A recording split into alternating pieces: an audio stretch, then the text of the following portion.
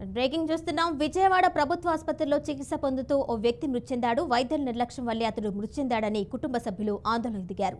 Duty డాక్టర్పై దుర్భాషలాడారు. వైద్యులపై దాడికి యత్నించారు. అడ్డుకున్న నర్సులపై మృతుడి కుటుంబ సభ్యులు దాడి చేశారు. దీంతో ఇరు వర్గాల మధ్య ఘర్షణ జరిగింది. ఈ ఘటనకు వ్యతిరేకిస్తూ జూనియర్ డాక్టర్ల సమ్మెకు పిలుపునిచ్చారు.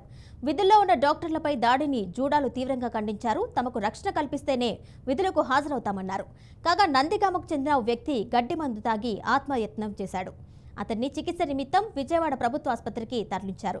చికిత్స పొందుతూ అర్ధరాత్రి అతడు మృతి చెందాడు.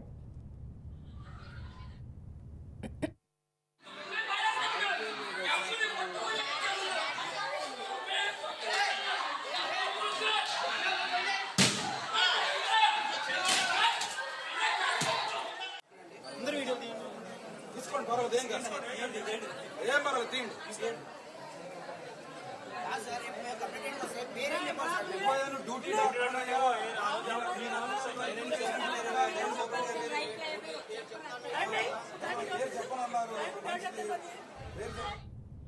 విజయవాడ ప్రభుత్వ ఆసుపత్రిలో చికిత్స పొందుతూ ఓ వ్యక్తి మృతి చెందాడు. వైద్యుల నిర్లక్ష్యం వల్లే అతడు మృతి చెందాడని కుటుంబ సభ్యులు ఆందోళనకు దిగారు.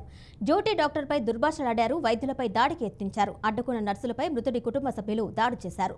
దీంతో ఇరు వర్గాల మధ్య ఘర్షణ జరిగింది. ఈ ఘటనను వ్యతిరేకిస్తూ జూనియర్ డాక్టర్ల సమ్మెకు పిలుపునిచ్చారు. విధుల్లో ఉన్న డాక్టర్లపై దాడిని జూడాలు తీవ్రంగా ఖండించారు. తమకు రక్షణ కల్పిస్తేనే విధులకు హాజరవుతామన్నారు. కాగా నందిగామకు చెందిన ఓ వ్యక్తి గడ్డి మందు తాగి ఆత్మహత్యత్నం చేశాడు. అతన్ని చికిత్స నిమిత్తం విజయవాడ ప్రభుత్వ ఆసుపత్రికి తరలించారు. చికిత్స పొందుతూ అర్ధరాత్రి అతడు మృతి చెందాడు.